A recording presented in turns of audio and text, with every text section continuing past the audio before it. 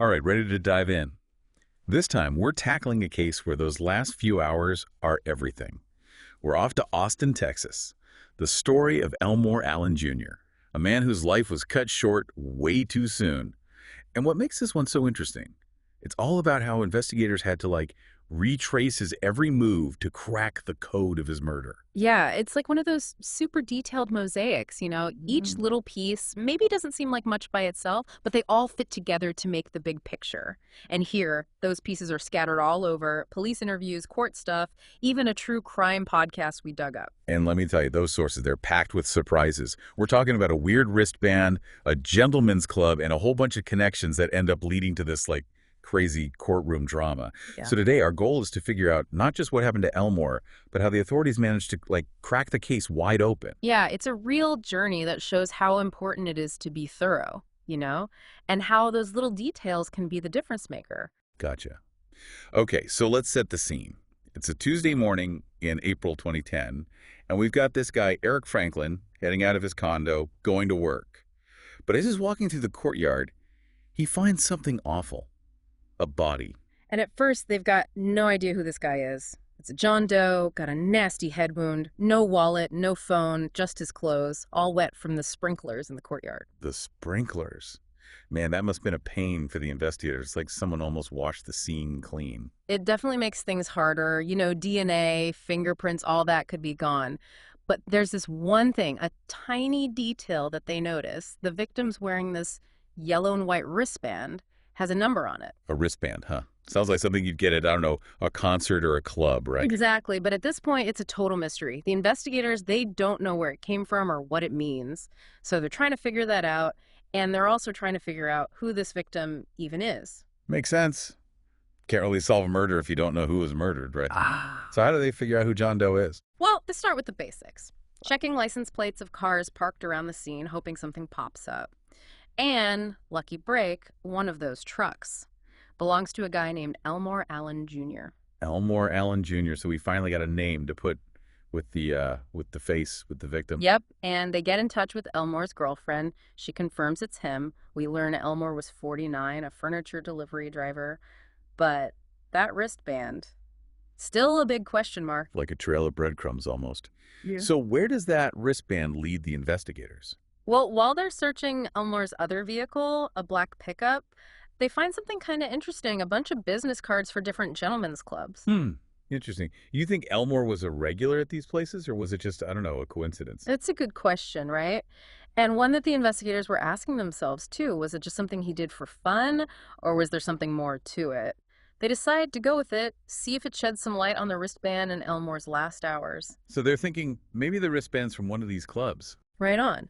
They start going around to these places, showing the wristband, and wouldn't you know it, they get a hit at a club called Hot Bodies. Hot Bodies. Okay, so now we're going inside a gentleman's club. What happens there? So the manager, everyone calls him Lefty, he takes one look at the wristband and knows exactly what it is. It's from Hot Bodies, no doubt. He even remembers seeing Elmore there the night before they found his body. Lefty's got a good memory, huh? What did he remember about how Elmore was acting that night? Anything, unusual that stood out to him? Well, according to people who were there, Elmore wasn't exactly laying low. He was drinking a lot, flashing cash, even fell asleep at his table at some point. Turns out Elmore had just cashed a big paycheck, like $1,800. Maybe that explains the free spending mood. Okay, so got a guy who's had a bit too much to drink, showing off a wad of cash in a gentleman's club. This can't be good. Yeah, it's not a great mix. And unfortunately, it looks like that's exactly what Elmore found, trouble. The security footage shows him leaving with one of the dancers. Her stage name is Sin. Sin, huh? That's a name that gets your attention. I'm guessing there's more to her story. You could say that. Her real name's Jessica Cross Patterson. And her connection to this whole thing, it goes deeper than just being the last one to see Elmore. Get this. Jessica used to be roommates with Eric Franklin. You remember? The guy who found Elmore's body. Wait a minute. You're telling me the guy who called 911? He knew Jessica, so it wasn't just a random person who found Elmore. That's a crazy coincidence. It does make you wonder, right? Pure chance. Or is there something, I don't know, something darker going on? The police, they're thinking the same thing, and they start looking into Jessica's background. Turns out, she's living with her boyfriend, John Tyler Banks. Tyler Banks. Okay, so now we got two new names in the mix. What about John? Is there any reason to think he might be involved? Well, this is where Eric Franklin, the 911 caller, drops a bombshell. He tells the police that a while back he overheard Jessica and John talking about a plan to drug and rob someone, and guess where? The same apartment complex where they found Elmore's body. Hold on, they were talking about robbing someone at the exact same place where Elmore turns up dead. Man, this is getting seriously creepy. It definitely changes things, doesn't it? Now it's not just some random violence. It's starting to look like a planned crime.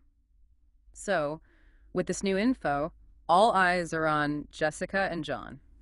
So what do the police do?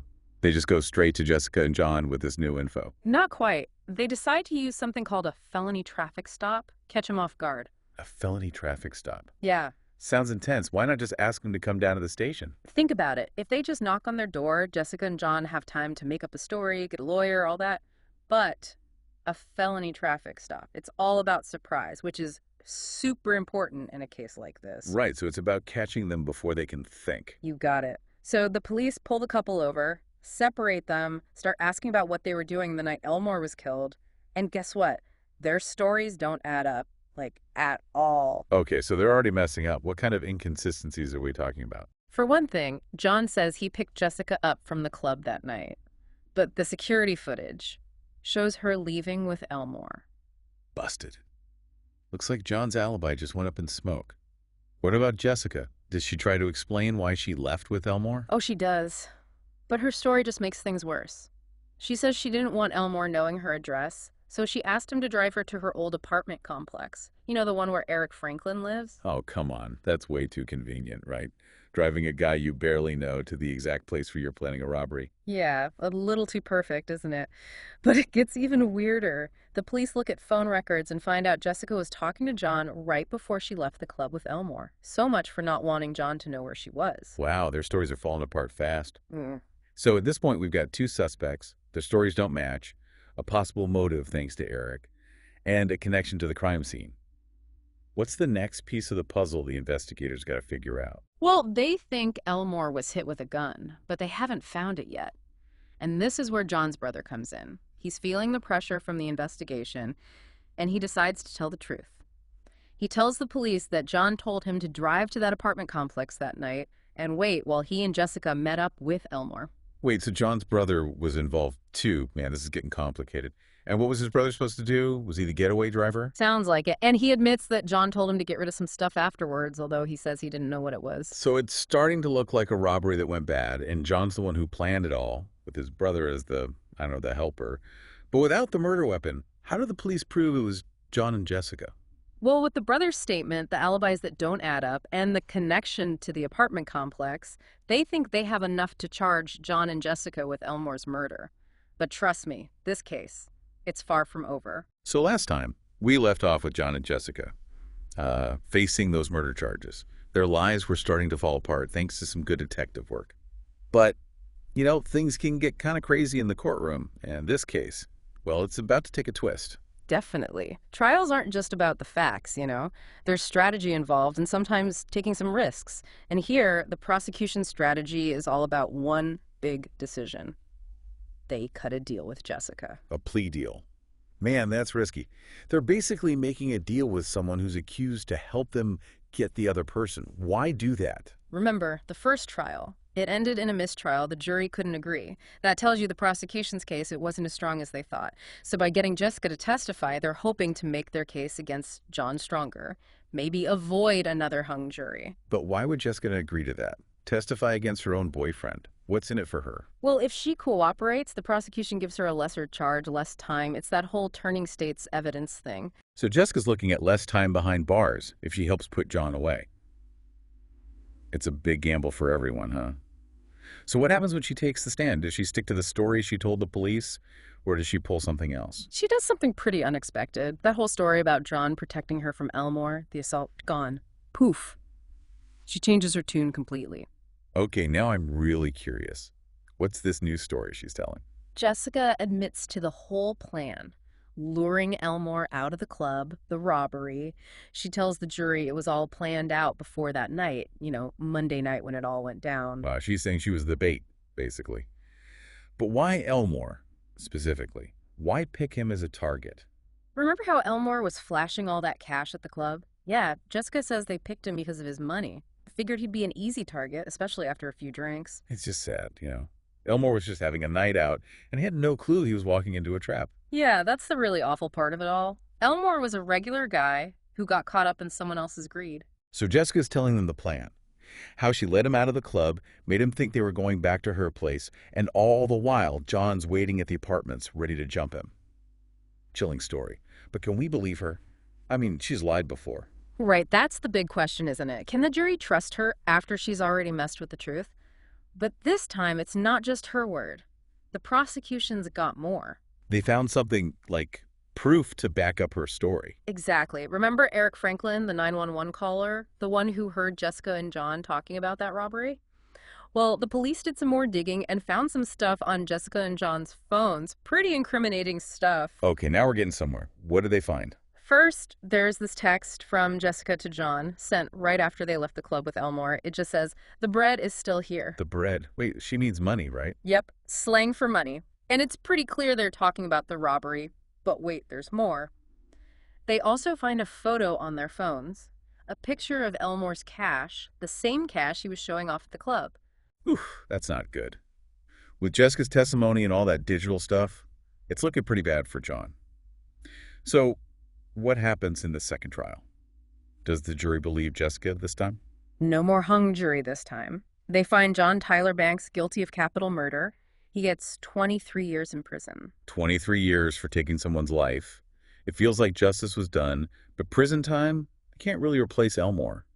What about Jessica? Does she get off easy for helping them? Not exactly. She took that plea deal, remember? She's convicted of aggravated robbery, gets 5 years. So both John and Jessica end up in prison, but with very different sentences.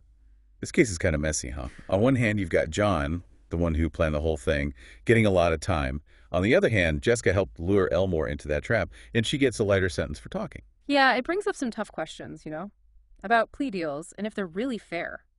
What do you think about this, listener? Is it okay that Jessica gets a break for helping out, or should she have gotten more time for what she did?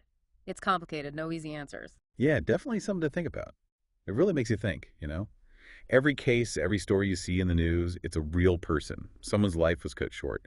In Elmore's case, we know he delivered furniture, but I kind of want to know more about him, Yeah. as a person. What else did you find out about him? Well, that podcast we listened to, it goes deeper than the court stuff. It gives you a better sense of who Elmore was. People said he was really kind, had this great laugh. Everyone loved it. He was a good dad, a loyal friend. It's just awful to think that someone who brought so much joy to people, that their life could be taken away like that for no reason. It really is. And it shows why it's so important for investigators to remember the person, not just focus on the facts of the case. They're not just solving a puzzle. They're trying to get justice for a real human being, someone with a family, a story.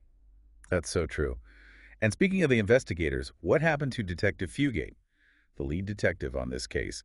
The podcast said he had a pretty amazing record. Yeah, he did. According to what we found, Detective David Fugate retired a few weeks after they convicted John.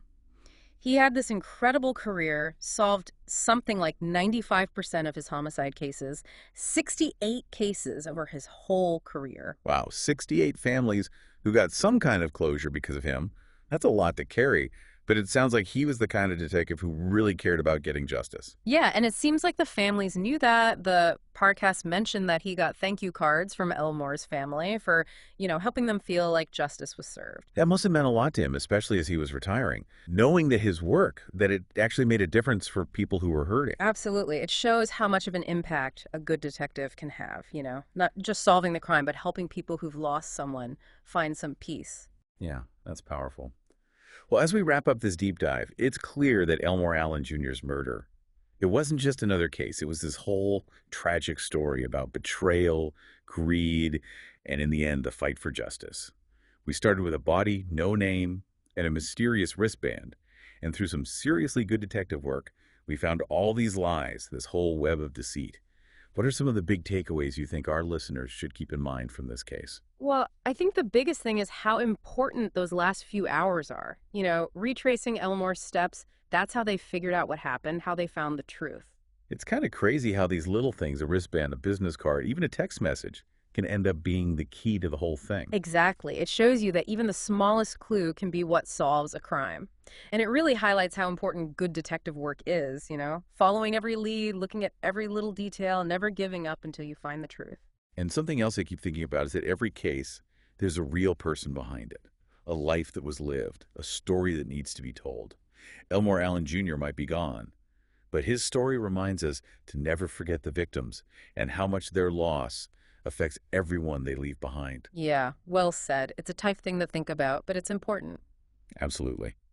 Well, thanks for joining us for this deep dive. We hope you learned something, that it was interesting, maybe even got you thinking. And remember, sometimes the most important details, they're right there in front of you. Until next time, keep exploring, keep asking questions, and keep diving deep.